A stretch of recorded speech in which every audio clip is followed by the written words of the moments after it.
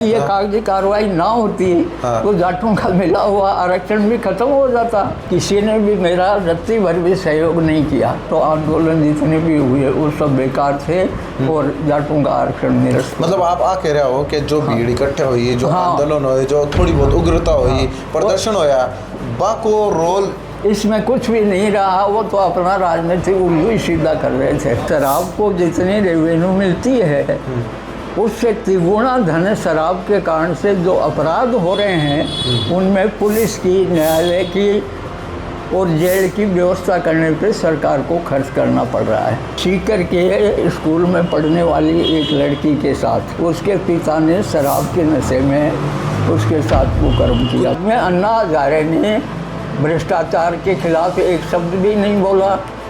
बाबा रामदेव ने जो विदेशों से काला धन लाने की बात थी वो भी धूर्त निकला। एक तरह से दोनों व्यक्तियों ने मिलकर गुमराह किया और अन्ना आंदोलन में भाग लेने का मेरे को खुद को अफसोस है कि उन्होंने हमारे को धोखा दिया, देश की जनता को धोखा दिया। पैतृक संपत्ति में लड़की को अधिकार दे दिया गया तो इसमें परिवार बिखर रहे हैं। तो लड़की ने क्या मिलना चाहे फिर बाद में? हर माता पिता का सपना होता है एक ऐसी जगह जहां बच्चे सिर्फ पढ़े नहीं बल्कि खुद को पहचाने। यही सोच बनाती है Dundlod public school. Smart classrooms, experienced mentors, sports, creativity और लाइफ स्किल्स के साथ यहां हर दिन बनता है सीखने का नया अनुभव। Admission open. Give your child the right start. नमस्कार, राम राम। मेरा नाम शफीक है। जलको सीकर पर आपको स्वागत कर रहे हूँ। आरक्षण और जाट आरक्षण भी दौर को जी दौर के अंदर राजस्थान के अंदर एक अफरा तफरी राजनीतिक एक उठा पटल ही और उठा पटल के बीच एक जाट आंदोलन चाल्यो और आंदोलन निकलो जाट आरक्षण। और भी जाट आरक्षण के बाद राजस्थान और शेखावाटी की दशा और दिशा में बदलाव आया। आज जो जाट कम्युनिटी को विकास हुआ है, विस्तार हुआ है, आप प्रशासनिक सेवा में देख लिया या फिर आर्थिक रूप को देख लिया या कोई और प्रकार को देख लिया, बिको एक मुख्य भूमिका ही जाट आंदोलन की। और राजनीतिक तौर के ऊपर भी बहुत सही हल्का लोग जिका भी जाट आंदोलन के बाद बहुत ऊपर तक पहुंचा। लेकिन आज आप भी जाट आंदोलन का जो बोलियों तो बोलबा रहना सही जाना है, लेकिन कलम के हिसाब जो आज जाट आंदोलन की लड़ाई न लड़ा हा और पर्दा का पीछे का जो हीरो हा मामराज जी चौधरी बाक करना आप आज हाँ। और जाट आंदोलन जुड़ड़ी एल की बात आप जानेगा कि संघर्ष क्याल को हो, कलम को संघर्ष क्याल को हो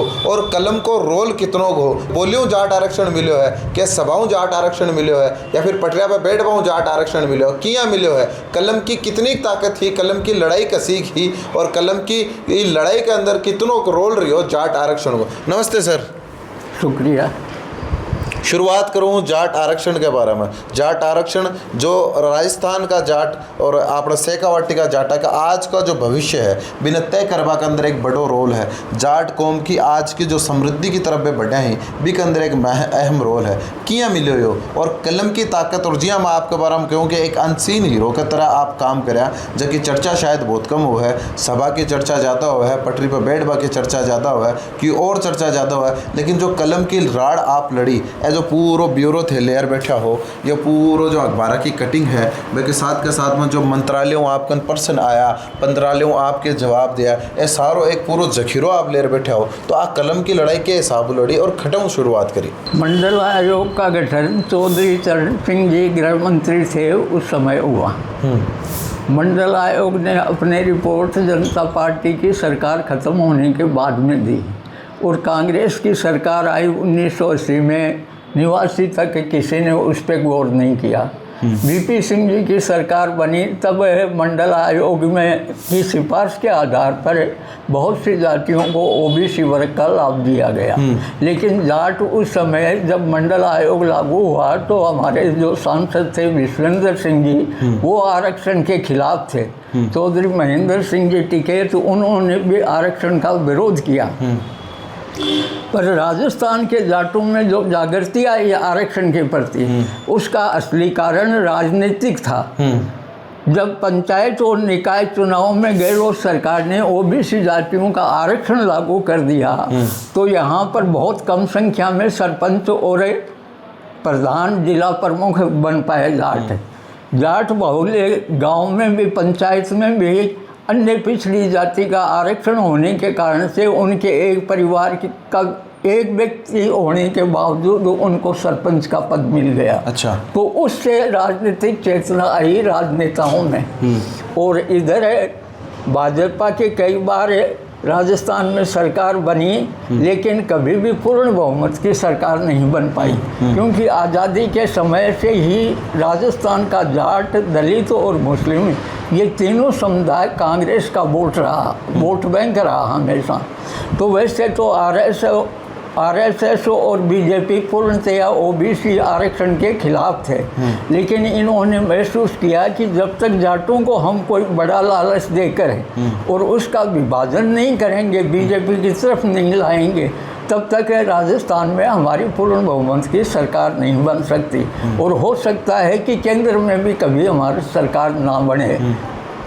इस उद्देश्य को लेके और डॉक्टर ज्ञान प्रकाश जी पिलानिया को बीजेपी आरएसएस ने आगे किया, जैसे अन्ना हजारे और बाबा रामदेव ने आरएसएस के इशारे पर आंदोलन की शुरुआत की। मानोगे आप आगे इशारा? बिल्कुल मानता हूँ। तो ज्ञान प्रकाश जी पिलानिया उस आंदोलन में सुगबुगाहट तो हो रही थी, पहले से भी जाट संगठन आरक्षण की मांग उठा रहे थे, लेकिन उसको राजनीतिक ताकत मिली जब ज्ञान प्रकाश जी पिलानिया आगे हुए और उन्होंने बड़ी बड़ी सम्मेलन करने शुरू किए।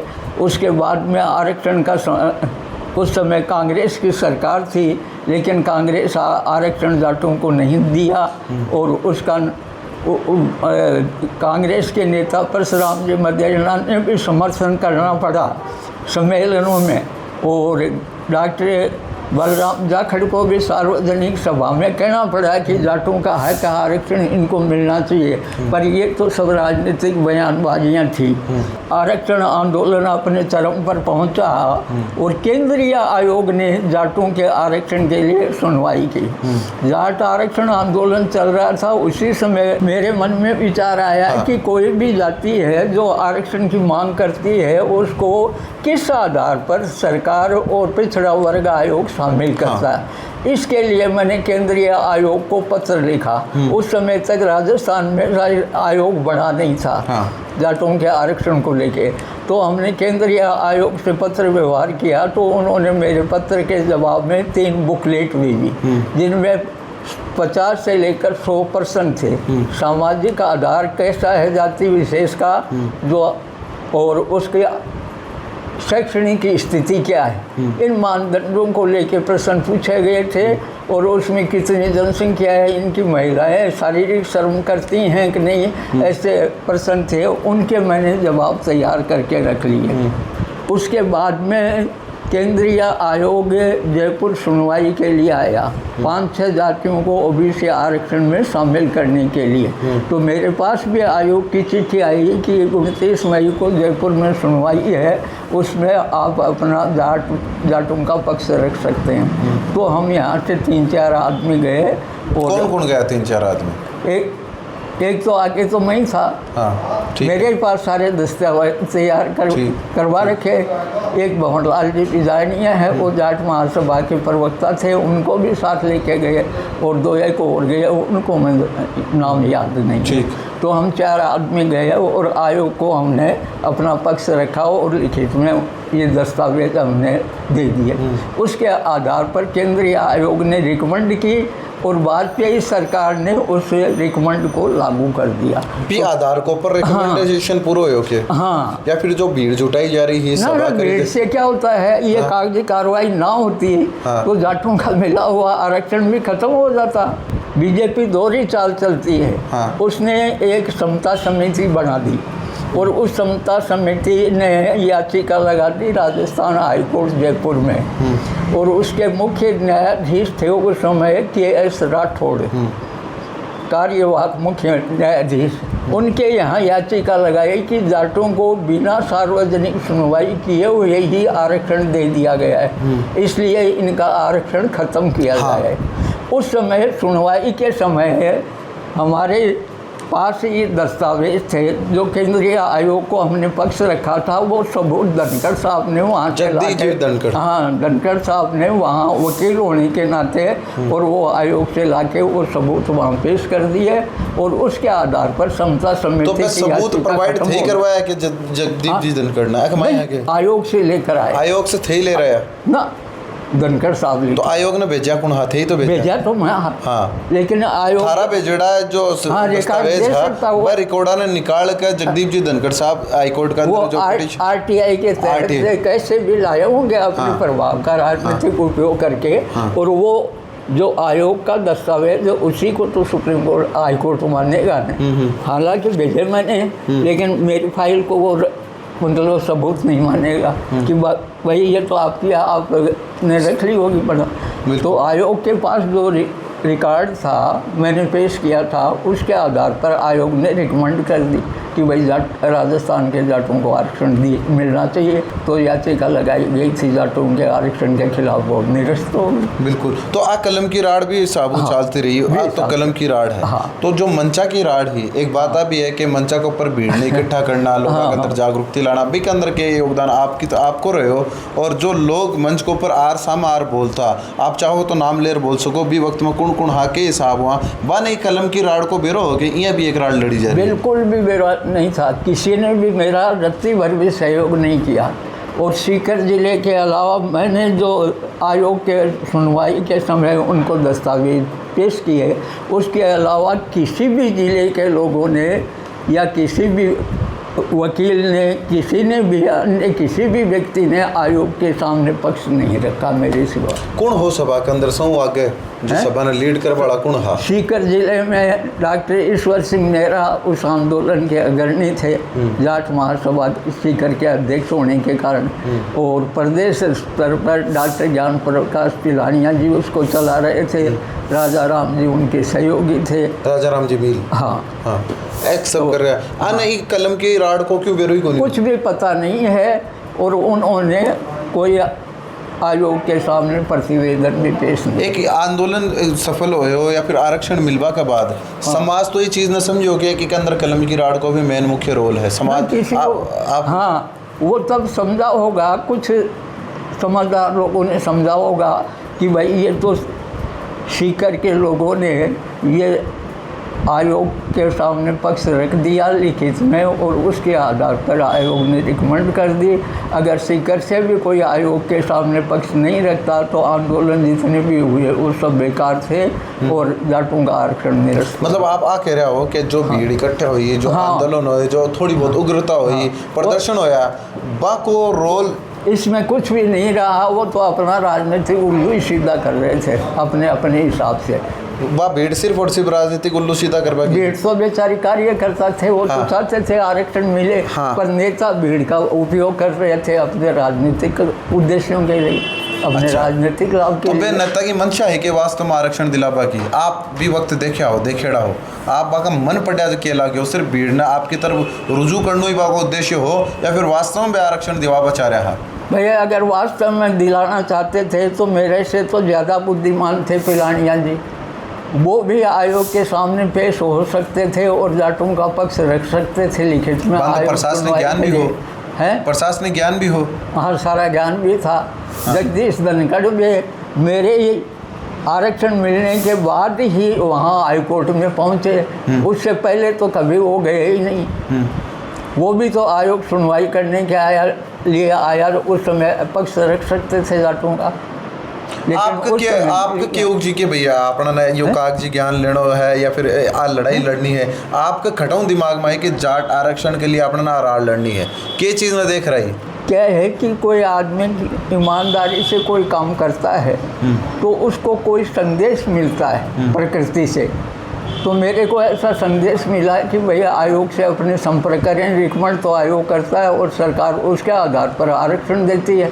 अब अपने को पता ही नहीं, यहाँ बड़े बड़े सम्मेलन तो सब लोग कर रहे हैं, लेकिन किसी का इस ओर ध्यान ही नहीं है कि भैया आयोग से गाइडलाइन लेवें और जो तथ्य जुटाने चाहिए वो कागज सरकार में तो कागज चलते हैं। इस तरह से मेरे विचार आया तो मैंने केंद्रीय आयोग से पत्र व्यवहार किया और उन्होंने अपनी गाइडलाइन भेजी, उनके दस्तावेजों की हमने पूर्ति की और आयोग सुनवाई के लिए आया तो मेरे को सूचित किया तो हमने अपना पक्ष जाटों। जी आप संस्थानों की बात कर रहे हो, जाटा का संरक्षण के लिए संस्थाना तो बहुत पहली बड़ी है। हाँ। जाट महासभा हो, 1900 के दौर के माए भी क्यों बनी है, 1907 भी दौरों में बनी है। हाँ। तो आ कागजी ज्ञान सिर्फ आपने क्या है हो कि लड़ना है कि नहीं चढ़ना हो, कोई ध्यान कौन दिया कि हो? देखिए ये रुचि की बात होती है।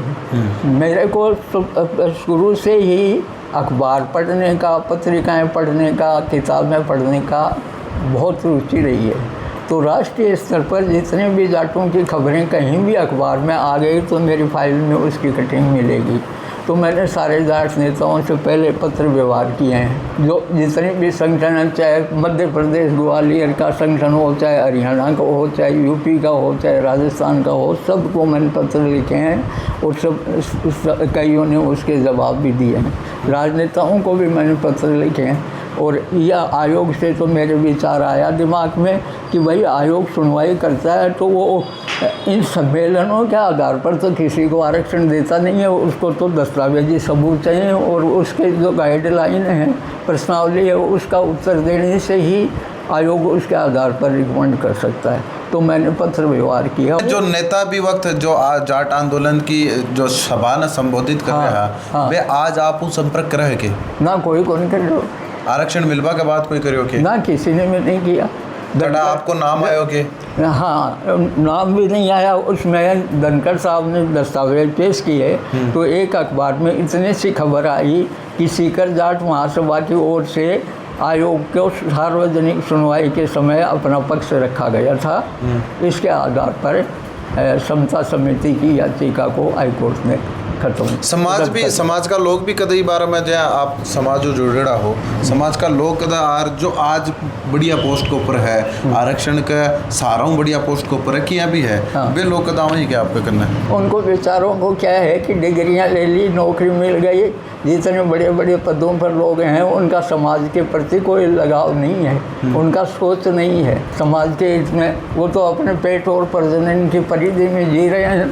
99.99% लोग तो कोई बिरला ही आदमी होता है जो समाज के इतने सोचता है। इतने जाट लीडर हुए, उनमें एक सर चौधरी सर छोटू राम जी हुए जिन्होंने राजनीति के साथ साथ समाज उत्थान के लिए। तो आज के परसेंट दौर कमाए या फिर भी 2000 का दौर कमाए या 96 के बाद का दौर कमाए या 90 के बाद का दौर कमाए, आपने कोई हाल को नेतों को लगे जो वास्तव में समाज के लिए, जाट समाज के लिए वास्तव में हकीकत में काम करवा चाह रहे हो, सिर्फ आपका स्वार्थ न छोड़ रहे? जाट समाज के हित में कोई भी काम नहीं हो रहा है।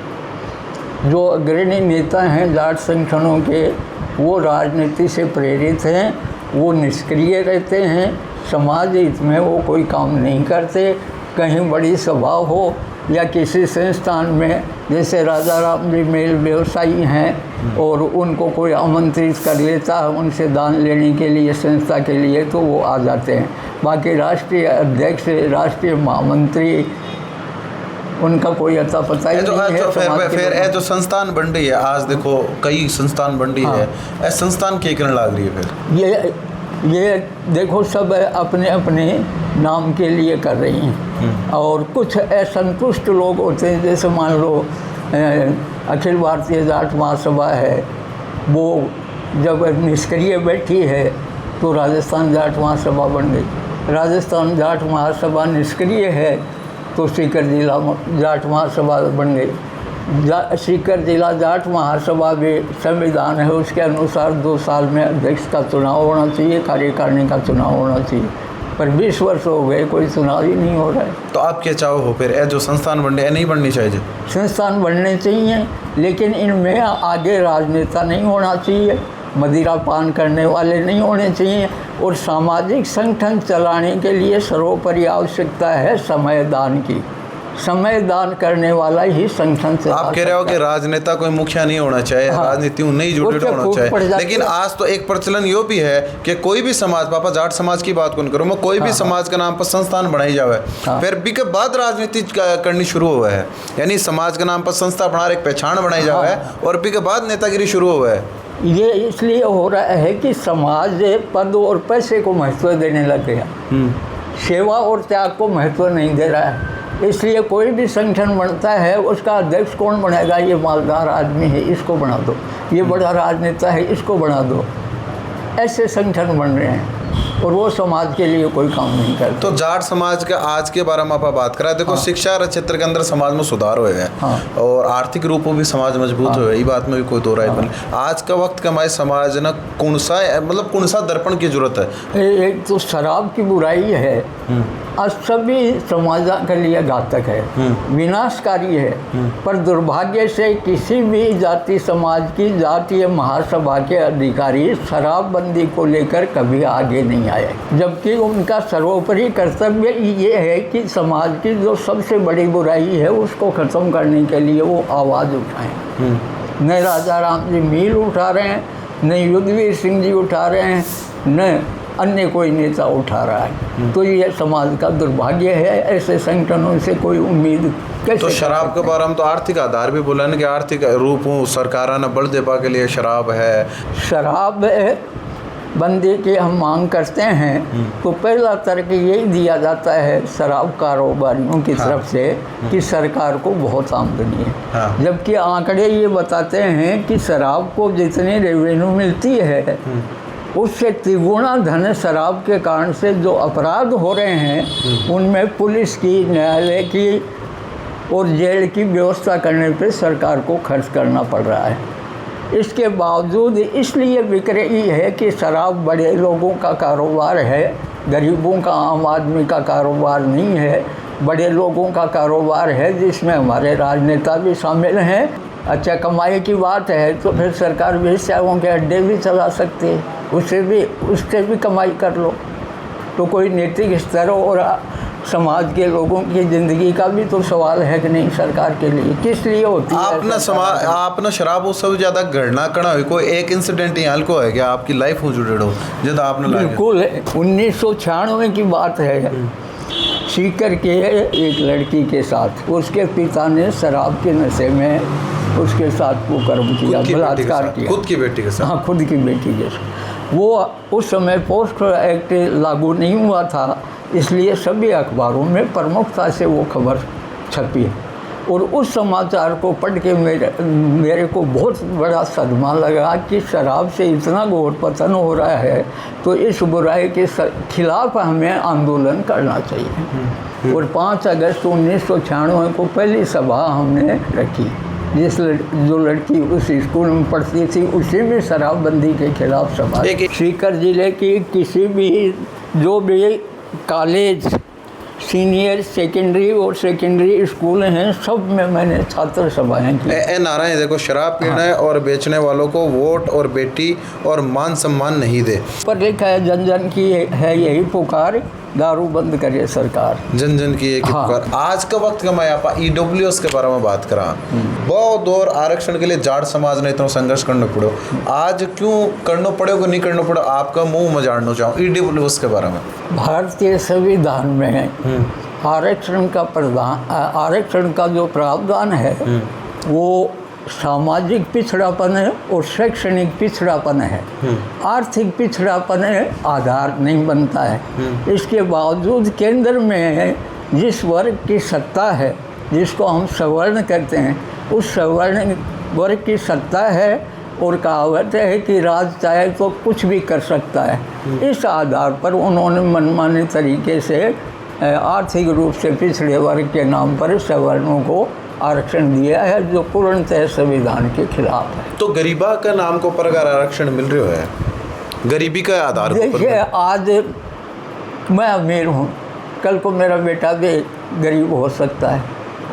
आर्थिक स्थिति आदमी की बदलती रहती है, लेकिन सामाजिक जातीय आधार पर जो स्थिति है वो कई दिन वर्षों तक भी बदलती नहीं है। आज मान लो SC ST को आरक्षण मिल रहा है, उनके सांसद विधायक भी बन गए, कोई बड़ा अफसर आ जाए तो हम उसको नमस्ते भी कर लें, लेकिन इसके बावजूद उनका सामाजिक दर्जा तो आज भी नीचा का नीचा है। राजस्थान में राजपूत को आरक्षण नहीं मिलता, लेकिन हरियाणा में राजपूत को आरक्षण दिया जा रहा है, क्योंकि उनके सामाजिक और शैक्षणिक स्थिति वहाँ पर अच्छी नहीं है। तो अब आप लोटा बीच में आप बात करें कि बीजेपी द्वारा प्रायोजित संघ द्वारा प्रायोजित एक आंदोलन जो रामदेव को और अन्ना हजारे को आप बताया, हाँ। क्या लगे आपने प्रायोजित को? देखिए, भ्रष्टाचार के खिलाफ उन्होंने आंदोलन की शुरुआत की। अन्ना ने गांधी टोपी लगाई, तो हम भी धोखा खा गए। यहाँ सीकर में अग्रणी भूमिका में था मैं। अच्छा। अन्ना आंदोलन का संचालन आगे होके मैं ही कर रहा था। हम चाहते थे कि देश में भ्रष्टाचार खत्म होना चाहिए, विदेशों से काला धन आना चाहिए। ठीक। इन दोनों बातों पे हम सहमत थे, इसलिए पहले हमने शुरुआत की और लोग उसमें आते रहे। हमें पता तब चला, उस समय कांग्रेस के मध्य प्रदेश के पूर्व मुख्यमंत्री दिग्विजय सिंह ने भाषण भी दिया था, एक बयान दिया कि अन्ना हजारे है वो RSS का एजेंट है। पर हमने इसलिए उनकी बात पर विश्वास नहीं किया क्योंकि उस समय कांग्रेस की सरकार थी और वो कांग्रेस के पूर्व मुख्यमंत्री थे, इसलिए उनकी बात पर हमें विश्वास नहीं हुआ। और तो हमने उस लड़ाई में अग्रणी भूमिका में थे सीकर जिले में। आगे चल के जब ये सरकार बदल गई, उसके बाद में अन्ना हजारे ने भ्रष्टाचार के खिलाफ एक शब्द भी नहीं बोला। बाबा रामदेव ने जो विदेशों से काला धन लाने की बात थी, वो भी धूर्त निकला एक तरह से। दोनों व्यक्तियों ने मिलकर गुमराह किया और अन्ना आंदोलन में भाग लेने का मेरे को खुद को अफसोस है कि उन्होंने हमारे को धोखा दिया, देश की जनता को धोखा दिया। हमने व्यर्थ में अपनी शक्ति खर्च की उस आंदोलन में। तो थे जिया अता कागजी कलम समझ पा रहा इंसान, एक आंदोलन की पीछे की रीढ़ न मजबूत कर पा रहा इंसान थे भी बात में आगा के तो बिल्कुल आगा। भैया अन्ना हजारे ने गांधी टोपी लगा के बैठ गया, तो हम अविश्वास कैसे करते हैं? एक 60-70-80 साल का आदमी, और मीडिया जब प्रचारित कर रहा है तो जनभावना को वो चाहे जैसे मोड़ देता है, तो हम धोखा खा गए। जाट आंदोलन सु मिलबा रो आज आरक्षण, जाट आरक्षण की आप बात कर रहे हैं, तो आरक्षण मिलबा के बाद जाट समाज की दशा और दिशा बदली। आज के जाट समाज के मंथन के बारे में देखा तो आपकी तरफ उस समाज के लिए कोई संदेश क्या हुआ है? पहला संदेश तो यही है कि जाट समाज की जो महासभा है वो एक होनी चाहिए, और उस संगठन का कोई भी बड़ा पदाधिकारी, अध्यक्ष, मंत्री और कार्यकारिणी सदस्य जो राजनीतिक जिनका पेशा है, ऐसे लोग नहीं होने चाहिए। दूसरी बात, वो पूरा टाइम देने वाला होना चाहिए, क्योंकि समय दान के बिना कोई भी संगठन चल नहीं सकता। और तीसरा, वो खुद भी ऐसी बुराइयों से बचे हुए होने चाहिए। तो मैं तो यही संदेश देना चाहता हूँ कि इस जाट समाज के संगठन की एकता हो और अच्छे लोग उसकी जिम्मेदारी संभालें, तब समाज का उत्थान हो सकता है। समाज में शराब की सबसे बड़ी बुराई है, लेकिन दुर्भाग्य से कोई भी जाट संगठन के पदाधिकारी शराबबंदी की बात नहीं करते। और भी बहुत सी समस्याएं हैं। सरकार अव्यवहारिक कानून बना रही है, जैसे पैतृक संपत्ति में लड़की को अधिकार दे दिया गया, तो इसमें परिवार बिखर रहे हैं और आपस में टकराव हो रहा है। तो इस कानून में भी संशोधन होना चाहिए।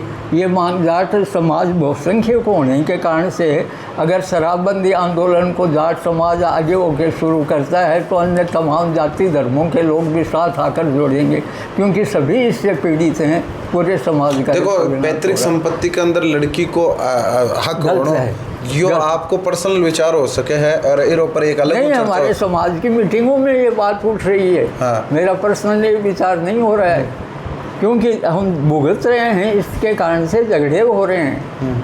भाई बहनों के आपस का प्रेम भाव खत्म हो रहा है।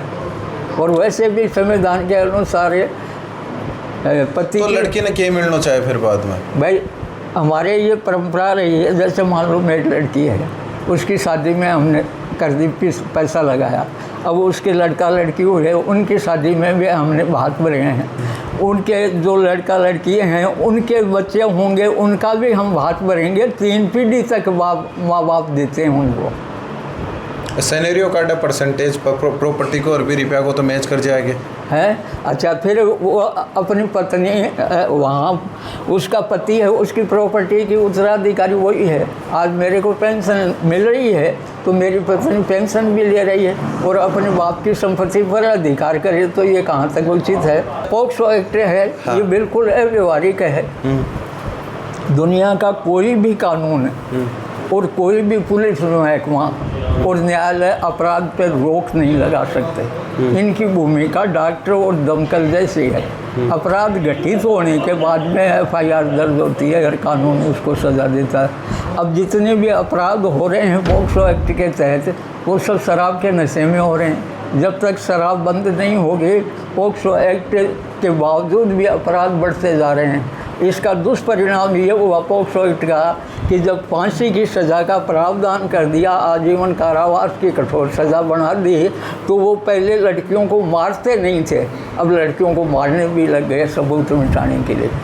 तो इसका दुष्परिणाम समाज के सामने आ रहा है। तो आज थे जाट आरक्षण ना समय होगा 20-25 साल निकल गया, अभी वक्त न भी दौर न भी राजनीतिक सरगर्मी न से क्यों निकल गया। तो ये 20-25 साल के बीच कमाए जी आज थे हमारों बात कर रहे हो, तो ब्यों पहले भी कोई बात करी के तारी बात फुका पगली, या फिर थे हमारों बात क्यों करी, आज थे सामने क्यों आया? 2-3 दिन पहले ही 2-3 मास्टर आए थे मेरे पास, तो उन्होंने इस बात को छेड़ दिया। तब मैंने ये फाइल खोल के उनको दिखाई और उन्होंने सोशल मीडिया पर डाला है। ये आयोग से जो पत्र व्यवहार हुआ और पक्ष रखा गया उसको उन्होंने डाला, क्योंकि उनको भी जानकारी नहीं थी कि किसने लिखित कार्रवाई की है जाट आरक्षण दिलवाने के लिए। हाँ। और जब उन्होंने देखा तो इसको सोशल मीडिया पर डाला और उसके जरिए ही आपको सूचना मिली। बिल्कुल। तो अंदर तो और भी बहुत सी बातें ही सोशल मीडिया पोस्ट के ऊपर तो बहुत सी बातें है कि आज जाट समाज शराबियाना आपको क्यों बना रखे हो है, अपराधियाना आपको क्यों बना रखे हो है, शराब में लीन हबाना आपको क्यों बना रखे हो है, लेकिन असली रियल हीरो ही जो जाट आरक्षण की लड़ाई यानी की क्यों बातें लिख रखी है? बिल्कुल बस सही लिखी है, लिखित कार्य सारा मैंने किया है समाज सेवा के क्षेत्र में एक मेरा ही। तो आज का जो जाट नेता है, हाँ, जो बड़ा जाट नेता है, हाँ, सीकर का मान लो या फिर अपना राजस्थान का मान लो, शेखावाटी का मान लो, हाँ, ब के बारे में आपको क्या कहना है, क्या दिशा में बढ़ रहे हैं? आज की राजनीति में राजनेता रहे ही नहीं, सब धंधेबाज हो गए हैं और धंधा करने वाले लोग हैं, वो देश और समाज का कोई भला नहीं कर सकते। सारा ही उनकी कंपनियां चल रही हैं। टोटल 99.99% विधायक सांसद मंत्री हैं, इनकी कंपनियां चल रही हैं, शराब के ठेकों में इनका शेयर है, उनसे कमीशन लेते हैं, सब ठेकेदार बने हुए हैं। इसीलिए देश में निजीकरण दिनों दिन बढ़ता है। एक आज का जो नेता है जाट समाज का, हाँ, तो बार बार हम आप कह रहे हो कि सारा का सारा बेलेन चाल रहे हैं, तो फिर मुख्यमंत्री कौन बनोगे? वही बनेगा कि बेलेन चाल बढ़ाई? तो सारा ही चल रहा है। हाँ। जाट समाज के क्यों, सब जातियों के नेता हैं, वो भी वो अपनी जाति का कौन सा भला करते हैं? अच्छा, जाति के नाम पे हम वोट दे रहे हैं। हाँ। लेकिन कभी जाति के हित में कभी कोई बोलता है क्या? जाति हित का कौन सा भला किया? तो नेता कुछ भी अपने स्वार्थ में आकंठ डूबे हुए हैं। जहाँ तक मुख्यमंत्री का सवाल है, हाईकमान निर्णय लेती है। हाईकमान पर्ची भेज दो, चाहे अपना पर्यवेक्षक भेज दो, हाईकमान चाहती है उसको मुख्यमंत्री बना दिया जाता है। नए जाटों में लोग दुष्प्रचार करते हैं कि जाटों में एकता नहीं है, ये नहीं है, इसलिए मुख्यमंत्री बन रहा है। ये सिर्फ राजनीतिक दुष्प्रचार है। बाकी हाईकमान जिसके सिर पर टोपी रख देगी मुख्यमंत्री को, उसी को सब स्वीकार कर। आज जाट समाज को एक जो कल्चर है, कोई नेता जो आज हनुमान जी बेनीवाल अपा देखा, जाट समाज आज बाके पीछे है। और अपने शेखावाटी के बात करा तो डोटासरा जी भी आज एक बड़ा जाट नेता है। जी साबू सुभाष जी महरिया कोई वक्त के अंदर आज भी है, लेकिन एक दौर बा को भी बना बहुत बड़ो जाट नेता लोग कहता। और आपने सिक्कर वो एक जाट नेता के बारे में डिबेट भी चल रहा है, अपना पूर्व सांसद सुमेनानंद जी सरस्वती, आपके बारे में क्या कहना चाहो? आप अमरा राम जी जाट है और हनुमान जी बेनीवाल जाट है, बाकी पीछे आज युवा हो रहे हैं ना, ये जाट समाज की राजनीतिक विभाजन के कारण बन रहे हैं। हाँ, तो बेदानंद जी कोई जाट लीडर नहीं है, जाति से जाट हो सकते हैं। हनुमान बेनीवाल है, उसने सबसे पहले क्षेत्रीय पार्टी बनाई, तो कुछ लोगों को उम्मीद थी कि ये राजनीति में आगे बढ़ेगा, लेकिन वो भी जनता के बीच में जाकर कोई काम नहीं कर रहा है।